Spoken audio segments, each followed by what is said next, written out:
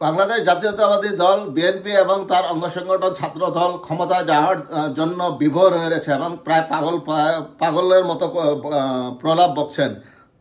তাদের একটি উক্তি আজ আলোড়ন সৃষ্টি করেছে। তারা বলছেন, প্রতিদিন জিয়াউর রহমানের নাম নিলে বেহেশত নিশ্চিত, বললেন বিএনপি নেতা।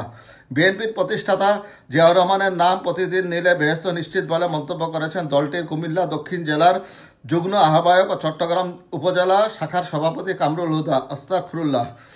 আজ বুধবার দুপুরে চৌদ্দগ্রাম উপজেলার কেন্দ্রীয় ঈদগাহ মাঠে ছাত্রদলের প্রতিষ্ঠা বার্ষিকীর অনুষ্ঠানে তিনি এ মন্তব্য করেন। এরই মধ্যে ফেসবুক সহ সামাজিক যোগাযোগ মাধ্যমে তার এই বক্তব্য ভাইরাল হয়েছে। এ নিয়ে সমালোচনার ঝড় উঠছে।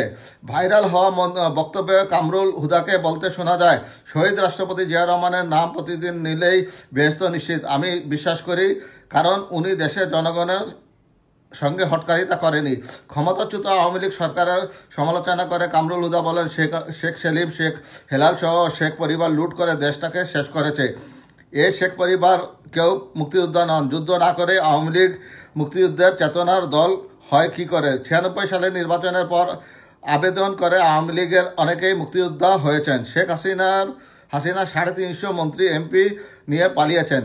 জামায়াতের স্থানীয় নেতাকর্মীদের সমালোচনা করে তিনি বলেন, একটা দল অর্থাৎ জামাত আমাদের সঙ্গে ছিল। তারা অতীতে আমাদের উপর ভর করে ক্ষমতার স্বাদ পেয়েছিল।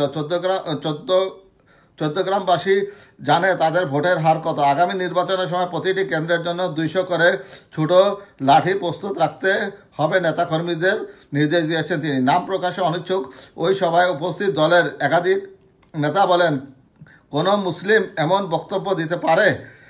তার এমন বক্তব্যে আমরা বিস্মিত। দলের প্রতি আবেগ দেখাতে গেলে যা হয়। যেখানে অনুষ্ঠানের আয়োজন করা হয়েছিল এর পাশেই মসজিদ। জোহরের নামাজের সময় হলে তিনি অর্থাৎ কামরুল হুদা মুয়াজ্জিনকে মাইকের পরিবর্তে মুখে আজান দিতে বলেন।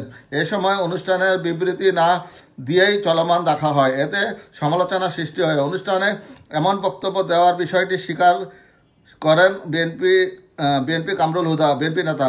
তিনি বলেন, জিয়াউর রহমান মক্কায় হাজিদের সুবিধার্থে বেশ কিছু নিম গাছ লাগিয়েছিলেন। ওই কারণে ওনার নাম নিলে বেহেশতে যাওয়া যাবে।